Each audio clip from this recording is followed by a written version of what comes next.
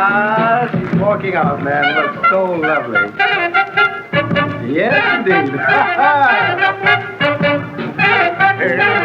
Lady Day. Certainly good to see you, and you sure look pretty. You want to tell them what you're going to do tonight? Well, I'm going to try and do a recording I just made for Norman Granz, Mercury, Tenderly. Tenderly.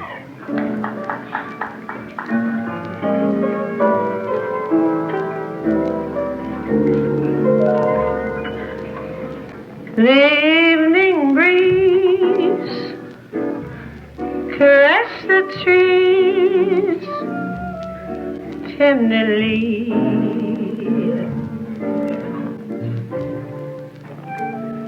The shimmering trees embrace the breeze tenderly.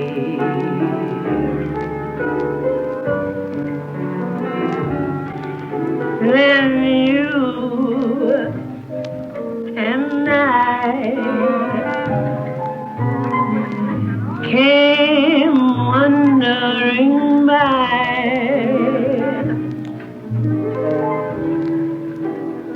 lost in a sigh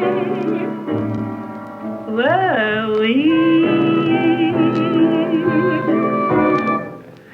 I can't forget how two hearts met tenderly.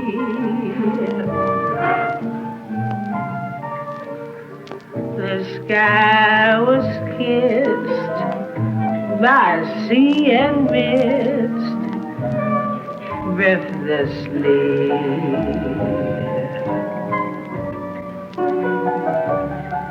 Your arms open wide, enclose me inside. You took my lips, you took my love so tenderly.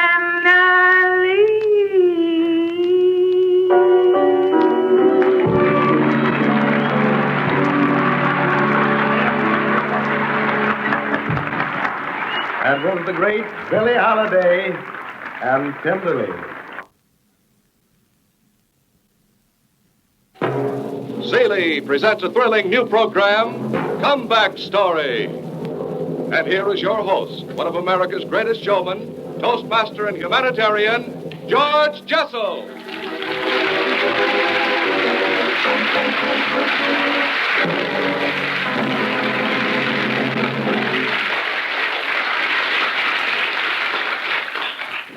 Thank you very much. Thank all of you.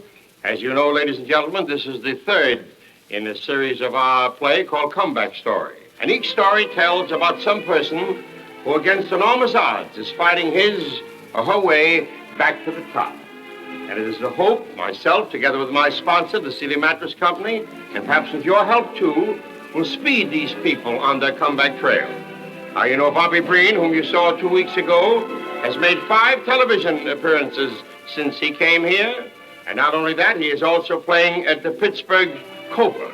And I want to tell you this, that he has been given other engagements, including appearing on my television show on this Sunday night. And last week, you must know that we showed you a man called George Specs Tuposa, who, despite his blindness, is still playing baseball in a way, because he's writing a book for Sterling Publications, an instruction of baseball for children.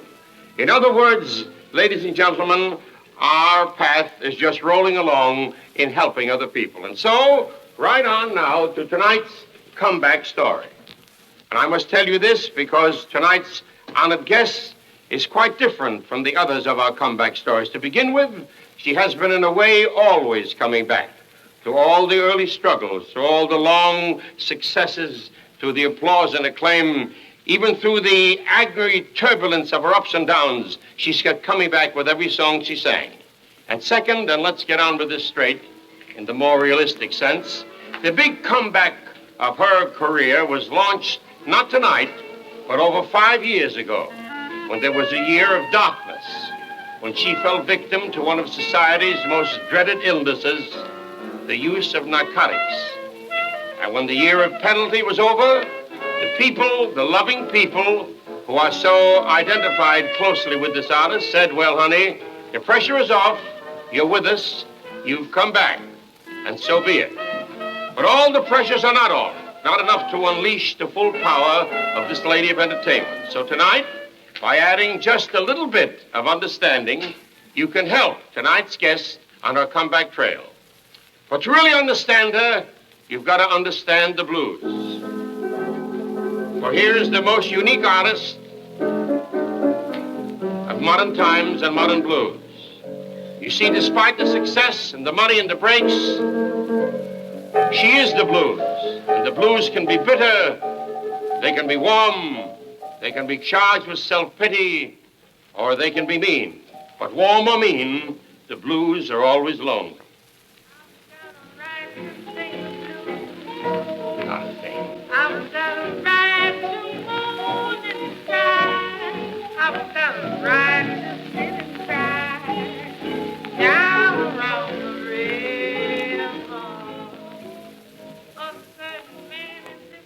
No one who has heard that voice can fail to know its owner. There's only one voice like it, but there is only one gal that they call Lady Day, the great Billie Holiday. Billie?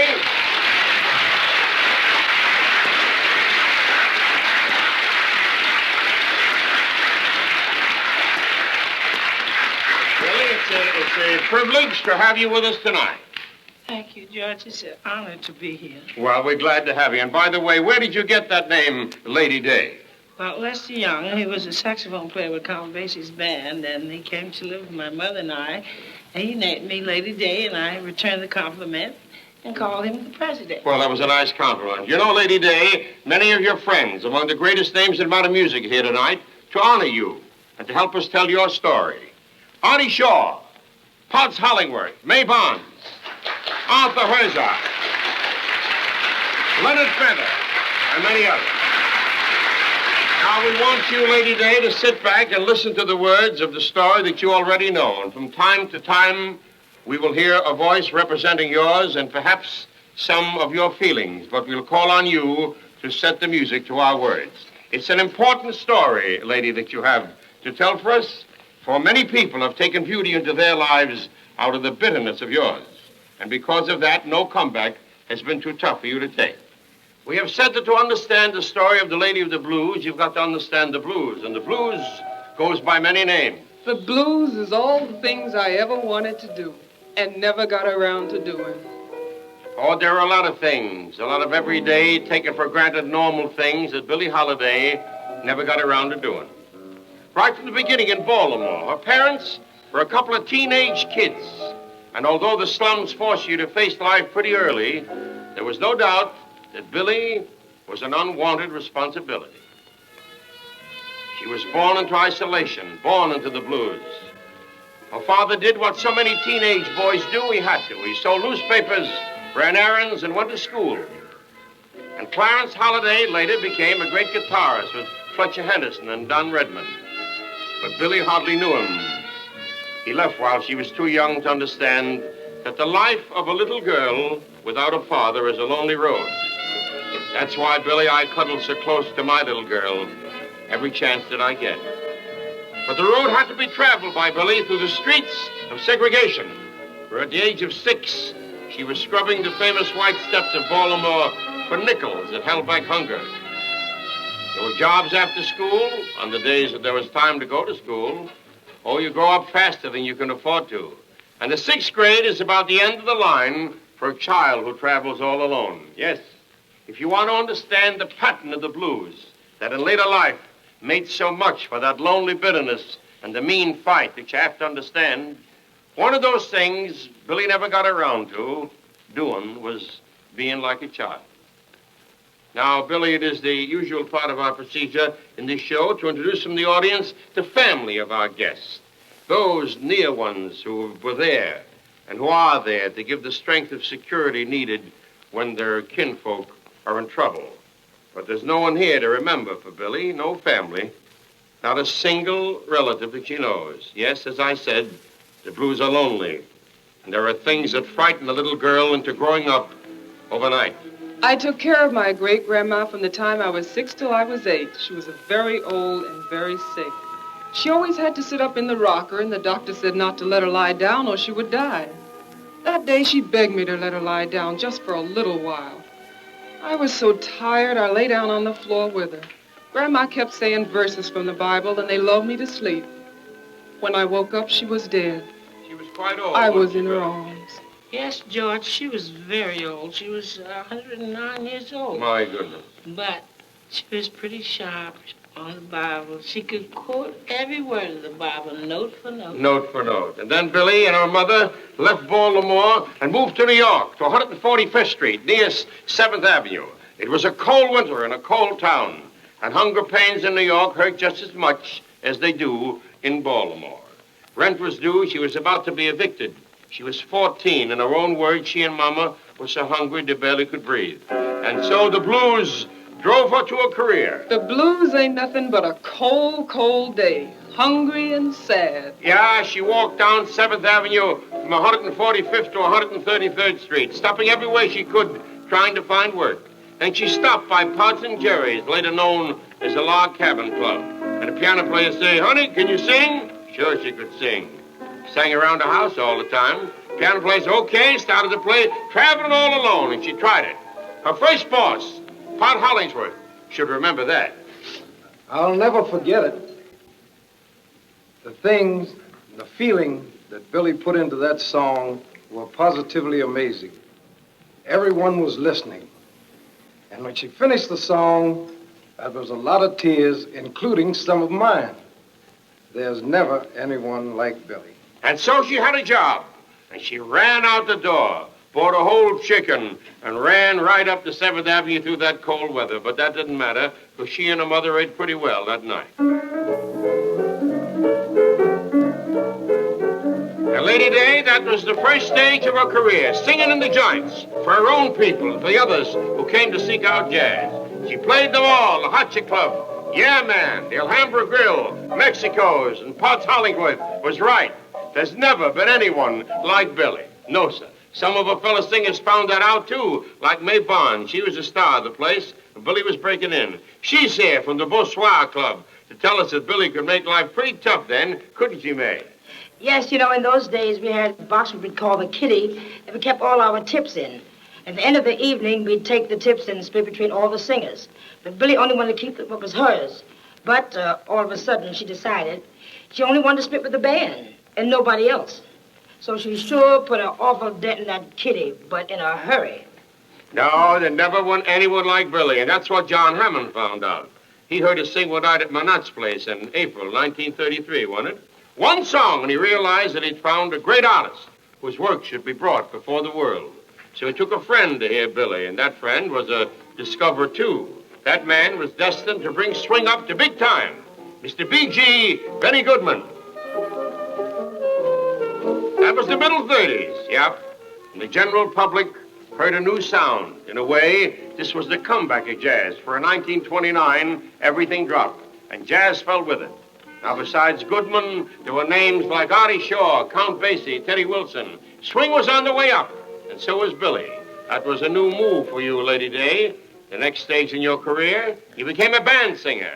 And the first big band you joined, Count Basie. Count Basie, that's right. That's right. Swing was moving up, and so was Lady Day. There was a great musician who rated her voice second to none in the world. And he decided to take a chance, not on her voice, but in breaking a precedent. And so she joined another band. And then, Billie, you sang in front of the great clarinet of the great Artie Shaw. Yes, Billie sure sang in front of my band. As a matter of fact, I remember that I first met Billie back at Pod's place when it was called Pod's and Jerry's. That was back in around 1930. Billie was just a young kid then, and I was almost as hungry in those days as she was. I remember saying to her one day, "Billie, if I ever make the grade and get a band of my own, you're going to sing with it." And sure enough, that's what happened. She did wind up singing with me. I've never regretted it because she added enormously That's why I came over here tonight from the Embers, so that I could give her my heartfelt good wishes for the road she's going to have to travel from here on in.